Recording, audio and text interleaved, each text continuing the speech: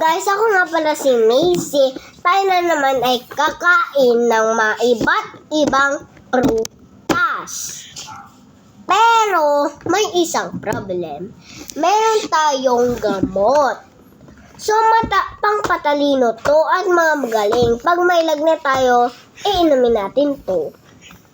Yan. So, pakikita ko sa inyo ang loob. Ito'y mabigat pero wag nyo lang bibitawin kasi basa-basagin to. Tanan! Ito siya, oh.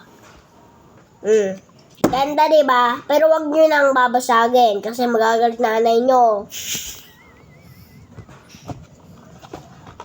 Tapos, meron tayong prutas, pang patalino din. Ito ay apple, orange, at prutas na blueberry at green na blueberry. Pero mataba yun. So, kakainin na natin ang ating favorite na prutas. Ayan.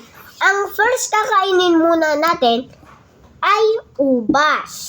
Tignan muna natin kung masarap o hindi.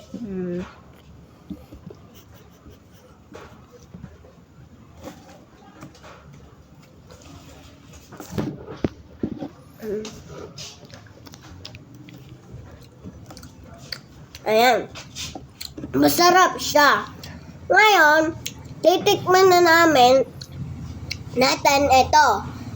Masarap ba siya o hindi? So, ngayon ako'y naka-Q-Tex. Pero shoutout na naman diyan kay Mayor Atong at kay Ninang Red. Yan.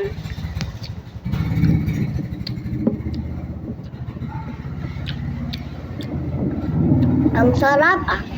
Masarap siya. Katulad lang ng ubas. Ngayon, ang titikman na naman natin ay apple. Ayan, tikman natin. Sarap! Masarap siya. Yan. Tapos, kakainin na natin to. Pero dahan-dahan lang ha. Kasi may buto sa loob nito. Tutubo yun.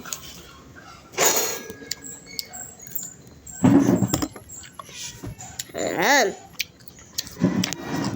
Guys, sobrang sarap din. Lahat ay masarap. So, shout out diyan kay Meratong at kay Ninang Red. So, yun ang aking video. Bye-bye!